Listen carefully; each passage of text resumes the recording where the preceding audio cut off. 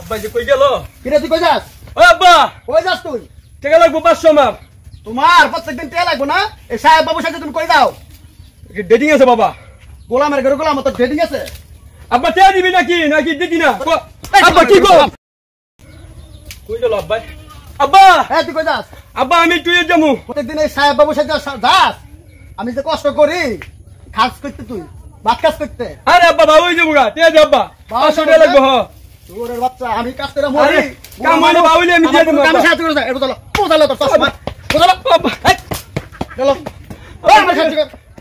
আরে আমার লগে যায়। ওটা কার যায় গোলামের তোর বাপ হইলো আরে আমার যায় আমার খায় আমার কাছে জানি লড়া কেন লে কেটে লে দাদা যা বড় মেয়ে খাইতে বড় আরো বুঝা যাবে না এইটাছি